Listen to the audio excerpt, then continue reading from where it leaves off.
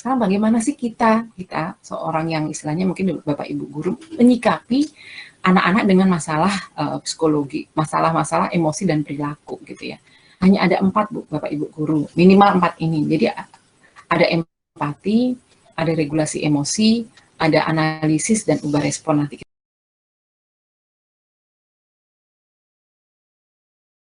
kita ketahui lagi bahwa kita harus bisa memisahkan nih masalah hidup kita sama masalah hidup orang ya Pak. Kalau masalah 40 anak punya masalah, kita bisa stres sendiri Pak, kalau itu jadi masalah hidup kita gitu. Itu yang saya lakukan juga kan. Semua pasien saya punya masalah Pak, tapi kalau saya memasukkan masalah pasien saya ke dalam diri saya sama perasaan saya, wah saya bisa sakit Pak gitu ya.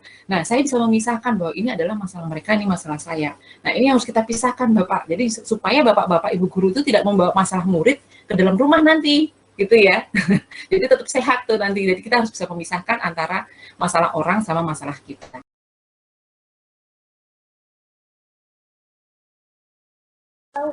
Indikator seorang secara sehat secara mental itu bagaimana Mbak? Ini pertanyaan dari Bu Ovi. Oke. Tahu ini kita tuh lagi sakit nggak sih gitu? Maksudnya seperti ya. Jadi kalau orang punya masalah psikologi itu orang punya masalah pasti punya masalah. Gini, kalau orang udah nggak punya masalah tuh artinya udah mati tuh Mbak. Artinya udah meninggal lah gitu ya. Orang hidup itu pasti punya masalah. Nggak ada orang hidup nggak ada masalah. Malah orang yang nggak punya masalah itu, orang nggak punya harapan itu rata-rata orang depresi Mbak. Yang udah ingin mengakhiri hidup itu. Pasien-pasien saya tuh seperti itu tuh. Gitu ya. Nah, bagaimana kita tahu ini sebetulnya sakit jiwa atau enggak? Jadi kita masuk ke definisi aja Mbak. Kalau orang sakit jiwa atau gangguan jiwa itu, dia ada masalah psikologi yang ditampilkan dengan gejala-gejala, bisa dari perilaku, bisa dari emosi gitu ya. Ditampilkan dengan gejala, ditambah lagi ada gangguan fungsi pekerjaan sama gangguan fungsi relasi.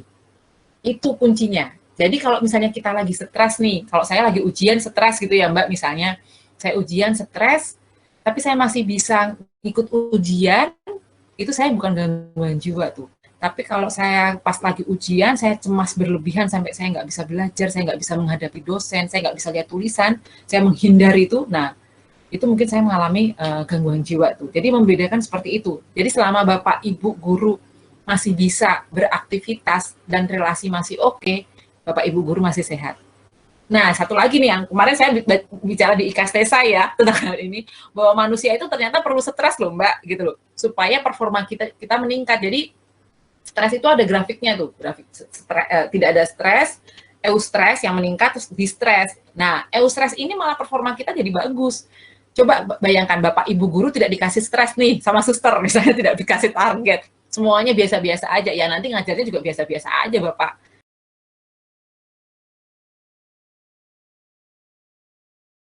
Jadi peran guru itu besar sekali kalau saya bilang dalam hal penanganan anak-anak yang bermasalah. Jadi tapi itu ada dua, jadi pisau bermata dua ya. Artinya gini loh, jangan sampai apa yang kita sampaikan itu jadi hal yang jadi merugikan si anak gitu loh. Jadi mau nggak mau guru tuh jadi terapis gitu.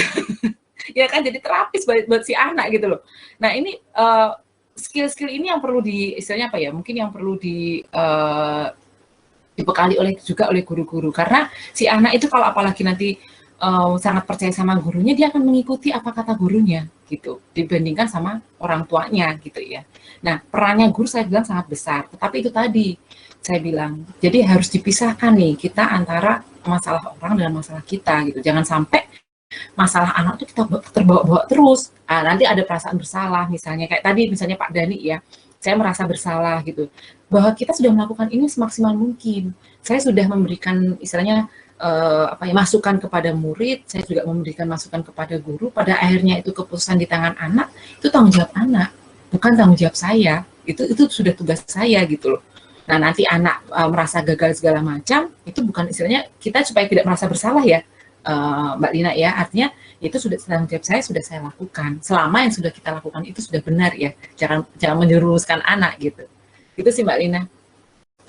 Nah yang penting sekarang di keluarga itu Bu, yang kuat, harus kuat di keluarganya. Sekolahan itu hanya sebagian dari anak, tetapi yang utama adalah keluarga. Gitu. Walaupun sekolah juga punya pengaruh besar ya, seperti yang saya sampaikan. Nah, tugas orang tua, tugas guru, tugas sekolahnya itu ngasih tahu yang benar itu yang mana. Tugasnya itu kita tuh. Masalah anak nanti nyempang, kita kembaliin lagi. Anak gini kita kembaliin. Nanti kalau anak yang bertanggung jawab tadi itu ingetnya itu tadi kok, suster. Saya ingetnya waktu itu ajaran suster tuh. Udah teratur, disiplin, gitu ya. Jadi itu sesuatu buat saya dulu bukan masalah lagi gitu. Keteraturan dan kedisiplinan.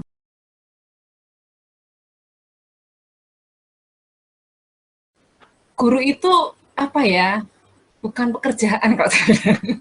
Itu panggilan yang mulia ya, gitu ya. Jadi Bapak Ibu guru di sini adalah orang-orang yang akan mendidik tunas-tunas bangsa Indonesia, gitu. Jadi ini memang panggilan, bukan pekerjaan, bukan apa ya, bukan tugas, tapi suatu panggilan yang mulia. Dan saya berharap dari Bapak Ibu guru di sini juga selalu istilahnya nggak hanya sehat fisik, tetapi juga sehat jiwa, karena kita bisa mendidik anak kita kalau kita dalam kondisi yang sudah artinya apa ya, sehat jiwa ya Mbak Rina ya.